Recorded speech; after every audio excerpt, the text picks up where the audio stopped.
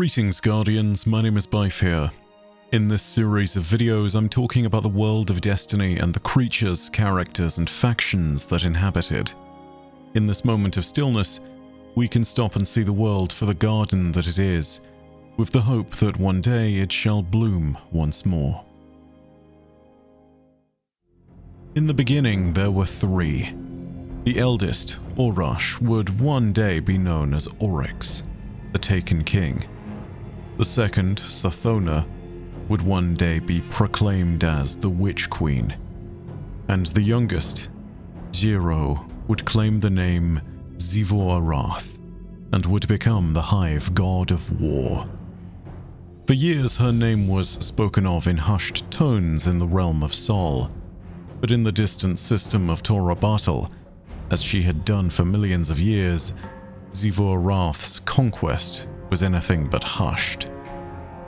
War is her domain, and she has surely drowned 1,000 worlds in the blood of their conquerors, proving every time that the Hive are the mightiest, and that they do conquer by the right of the sword. And then came Torobatl. Torobatl, which the Barant had called home for their entire existence. It would be no different. The Cabal were a people who believed that the sun was theirs to take by the right of might, but they would discover just how powerful the Hive were, and just how little might they had in comparison. Thanks to the machinations of her sister Savathun, Xivu Arath was summoned to the Cabal's shores, albeit completely unintentionally.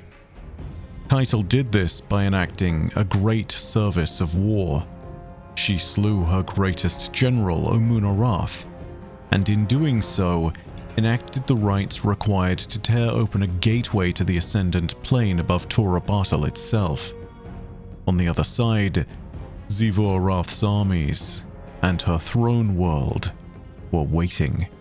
From the moment that Xivu Arath's throne world, the Black Terrace, was summoned into the skies above Torobatl, the doom of the world was certain. The war god would claim the homeworld of Acreus and strike down its mighty defenders.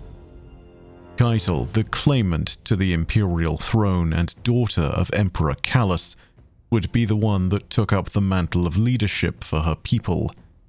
She was crowned as Empress aboard a retreating flagship, and, along with her people, she fled to fight another day. But as the Cabal of Torobatl made their way to Sol in a great diaspora, their hope was fleeting at best. For the steady whispers of Xivu had danced around the corners of Sol, had echoed, and were building in volume.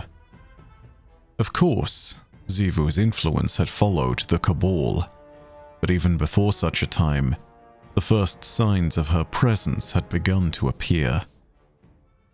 It started with the cryptoliths, and the Wrathborn that they created, masses of Cabal and Elixni soldiers enthralled to the will of the war god, lost in her song of battle, its reverent praises driving them to madness.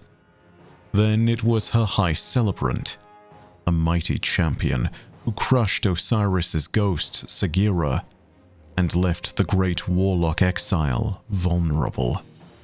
Then she pursued her sister through the Dreaming City, attempting to prevent the ritual that would extract her worm and mark her betrayal of the witness. The god of war fought the god of trickery, and though she did not prevail, thanks in no small part to lacking champions like the ever-failing Kelgarath, Xivu Arath herself would not be deterred. Keitel could see that the adversary that had destroyed her world would not soon be deterred. How fortunate for her that she chose to reunite with her lost forces in Sol, and after much posturing and tense negotiations, made a lasting alliance with the Guardians of the Lost City. For in the end, we would be the ones to negate Xivu Arath's plans on the Tangled Shore, in the Dreaming City, on Titan, and even in Savathun's very throne world. But it was within Savathun's spire that Xivu Arath would be so very perplexed by what she saw next. The one who had wielded her brother's killers, a hunter, a guardian who had lost her ghost by the name of Eris Morn, had ascended and had become a member of the Hive Pantheon. And in this, Xivu saw something unfamiliar to the Hive. She saw hope. Eris Morn had become the god of vengeance, but Xivu Arath saw her as a successor to her dead brother Oryx, one who might mantle the being that was the Taken King by the right of the sword. After all, she was the one who had wielded his killers like a knife. In doing so, she had been the killer of Crota, Oryx, and even Savathun once. But of course, this was not Eris's intent. She was intent on humbling the war god. Such was the nature of her deal with Savathun's ghost, Imaru. But Xivu was willing to blissfully ignore this fact. Deep down, the god of war has always been driven by her family. It was so because of how she saw Eris Morn. Perhaps had the war god not held to that foolish belief that Eris would mantle her long-dead brother, things might have been different, and yet far more calamitous. In believing the things that she did, Xivu Arath believed that Eris would be something entirely different. After all, the moment of ascension did approach, and it was entirely possible that if Eris did choose to become one of the Hive's truest Pantheon members, then she would be unstoppable, even by all the Guardians. Certainly in darker timelines, such things had happened before. But of course, our timeline was different, and Eris Morn did not oblige. In the end, we would be the ones to assist Eris Morn in gathering her strength, and she would be the one to dethrone the Hive God of War by banishing her from her own throne world. Eris severed Xivu's connection to her throne and rejected the legacy of the Navigator in one fell swoop. In doing so, she would cast aside Xivu Arath's notion of a family rediscovered, and leave her broken. In her defeat, she was left to wallow, and wallow she did. She would not be present for the assault on the Witness's monolith in the Pale Heart. She would not be there to serve Finality's cause, or to sip from the fruits of her labors, had they won.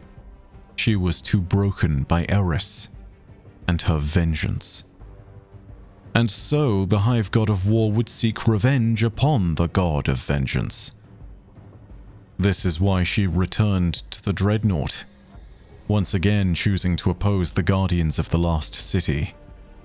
And there a spark of hope was once again ignited for her. She found the echo, just like the rest of us did. The echo of her brother Oryx from a time long past. And thus this echo exacerbated her weakness, the dyad pull that she ever feels between her duty to the sword logic and her duty to her family. But she was rebuked a second time, and as we destroyed the echo, she too was left in ruin once more. By the conclusion of the Second War for the Dreadnought, she was a broken god, without a throne world, without a family, and without victory. But of course, she was not the only one who had been shattered. This god was not the only one who had been left to exhale dust in the wake of those wielding the light. She was not the only one to view us as great squanderers. Perhaps that is how, or maybe why, the great Hive God of War discovered her newest retainer, one whose very nature has been predisposed to darker currents, the exiled warlock and master of Hive Arcana, the one who created the bad juju, The one whose parable of 3 queens explained the sword logic to us first. The one who went down into the deep besides Eriana and walked amongst the stills. The one who perished upon the pointed melodies of the death song of Yut. The one whose name was Toland, the Shattered One. Toland has long turned from his old belief that he could prepare us to fight a war against a force that inevitably would defeat us. He has informed us for a very long time about the great and terrible things that wait for us at the top of the terrible pyramid of ascendancy within sword logic itself. And it seems as though he may have found a new champion in Xivu Arath. And truly, the combination of her power and his knowledge would make for a terrible threat, should anyone face them. Together it appears that they enacted a bold gambit, one that would allow Xivu Arath to retake her throne world. And it all started with an assault upon, and potentially recovery of, the Dreadnaught.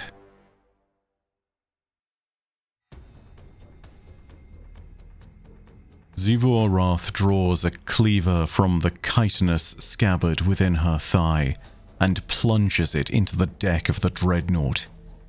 She looks back to Toland the Shattered, unsure if his information regarding her throne's location was to be believed. With a turn of her blade, the sea of screams twists. Ascendant nebulae flow in rushing torrents, splitting against the blade like thickened fog to reveal her lost throne world. Ripping her blade upward, she cleaves the border open. Ascendant hallows give way to fetid, blackened rot. A Black Terrace looms over desecrated ruin. Exposed bone walkways crest through split tissues. 5 banners hang in tatters from the battlements with 3 glowering jade eyes set in the sky. The eyes fix on Xivu. Before her materializes a vengeful spectre resembling Eris Morn. The Witch of Vengeance leaves a shadow of herself to defend her claim, a pretender in place of a coward. The 3-eyed spectre draws Eris's hooked blade. Xivu charges forward and unleashes a flurry of swings, trailed by the ghostly soulfire afterstrikes. The spectre parries, shifts between the onslaught of blows, and retaliates with a thrust that hooks into Xivu's throat. The Hive God of War laughs, spurting blood down the spectre's blade and onto the bone floor. Her burning eyes bore into those of the Shadow Eris. I am war. You cannot kill war with violence. Xivu grips the hooked blade and tears it violently through the side of her neck and away from her body. You cannot silence war with vengeance. She holds the weapon aside as it bites into her claw and bears down on her own cleaver on the defenseless spectre, howling with gurgling laughter. The strike cuts the vengeful thing in twain. Xivu Arath's throne world thrums as Eris's protective spell falters, and the spectre fades along with the 3 watchful eyes in the sky. 5 worlds hang in a clearing skyscape. Fundament, a fractured Torobatl, Luna, and 2 shadowed beyond, dominions of war. Vengeance will lead them to war. War will be their undoing, and their blood will rebuild my throne.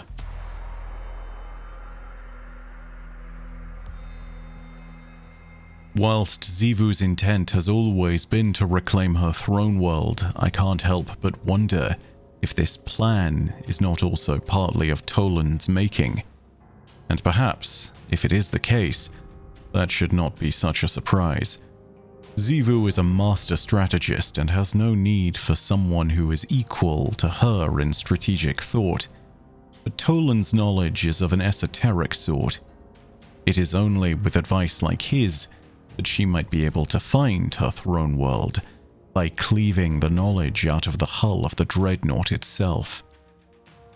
And why should she not carve her way through? Why should she not reclaim her throne? After all, she is a god of war, an emblem of strength, a sign of power. Toland has clearly seen Xivu and understands her for what she might be.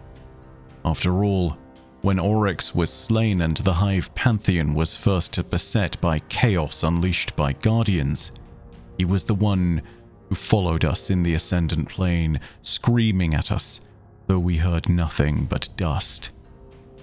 He called us squanderers. He believed that there was an architecture to such spaces, to such structures of power, that there must always be a strongest one to be proclaimed as sovereign. And I believe that should he have his way, he might be there to coronate Xivu Arath as the new sovereign, the new strongest one, who might reclaim the title once more. The Dreadnaught is not only the seat of Oryx's power, it is in itself a vessel that might ferry Xivu Arath to her destiny.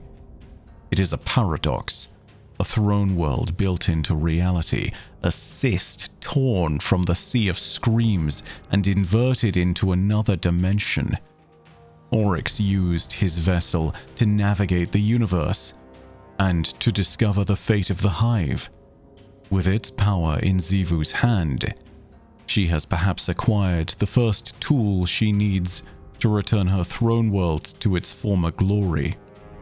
Though Eris's protective wards were able to make Xivu bleed for what she had conquered, conquer it she did. Her throne world is back in her possession, even if she cannot access it or command its power. Eris told us as much as part of her parting message to us. The Hive God of War has found her lost throne, though command of it still eludes her grasp. For now. We have time yet to plan. Our eyes cannot rest only on Xivu Arath. Savathun moves in shapes I can no longer see. Not since Oryx's echo fell. I feel the ripples that she leaves long after she has made them. She hunts something, I think. Xivu Arath's plans are not simple things. They may not be the crazed machinations of Savathun, but they are strategic in nature, and whatever she intends to have us play into, it is a snare that will take time to set. But it appears that the plan revolves around a series of 5 worlds. Luna, Torobatl, and Fundament, the first 3 of them, are known to us. Luna, of course, is the best known of them all. It is our own moon, and it has indeed been a crucible of war. It was the site of the Great Disaster, where Crota sundered the warriors of the Praxic Creed and the Cormorant Seal and those that followed them in the army of 1,000 Guardians. It is the site of Nezarek's resting pyramid, the Hive fortress known as the Hellmouth, and home to so many other ancient evils. Torobatl is known to us as well. It was once the homeworld of the mighty Barant, and the heart of their Cabal Empire. The Imperial domain covered so many systems that we simply do not know how many to count them. It included Athenaeum worlds beyond recounting, and all of it was possible thanks to the unyielding conquest of the Cabal. Their empire was built on war, and it should be no surprise that their capital is yet another domain of war. It has only become even more contested thanks to the presence of Xivu Arath's armies, and the Cabal that may still hold on with fleeting hopes, fighting a ground war they can never win. That is, at least, if they haven't already been slaughtered to a tusk. Fundament did not start as a crucible of war, but between the machinations of the Witness, its first disciple Rolk, and the Hive and their worm gods, this place has become something of a dead world. Butchery has beset it. The ancient homeworld of the Hive was theirs when they were known as the Krill. It was there that they ascended into what they are now, and across the vast surface of Fundament and its 52 moons, much blood has been spilt, whether it was between the warring Leviathans and the proto-worm gods, whether it was between the Hive and the many forces that displayed themselves against them at Kahana. Blood has soaked this world, and it is bound to hold ancient secrets. The two shadowed, unknown dominions of war are unclear to us. We can only speculate as to what these places might be and where. My own biases lead me to certain superstitions. I wonder perhaps if one of them might be the homeworld of Rolk, the now shattered planet of Lubre, a place that was home to bloodlust, unquenchable. There may be other places that are equally drowned in war somehow.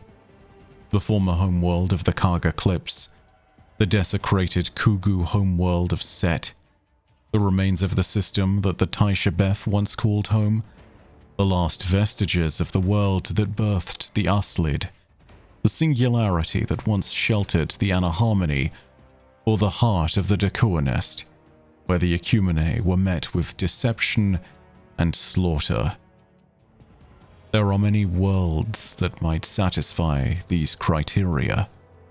Whatever these two unknown worlds are, they are part of this great pattern of 5 dominoes of war, places which appear to be central to Xivu Arath's plan to return to power.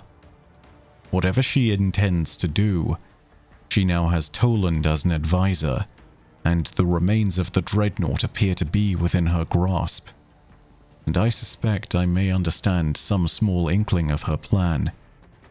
She intends to draw our forces into these dominions of war, and by doing so, she will drown these worlds in blood, and she will become powerful enough yet again to reclaim her throne.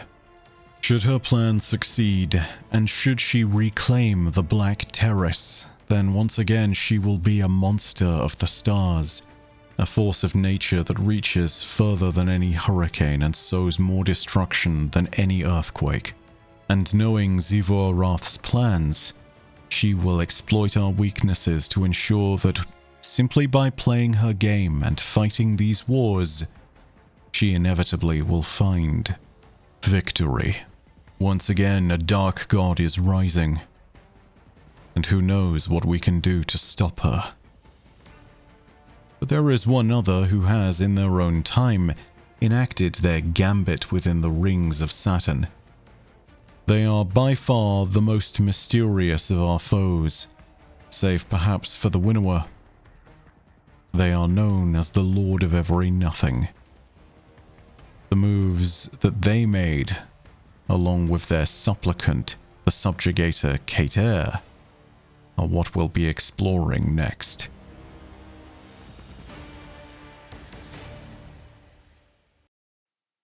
Thank you so much for watching. If you enjoyed the video, be sure to like it, and remember that you can leave your own thoughts and commentary down below in the comments section.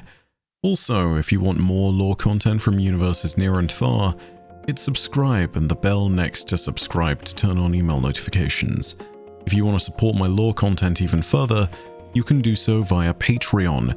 Free members get regular weekly updates, and paid members get other benefits. Those with their names in the credits here are part of the Disciple tier.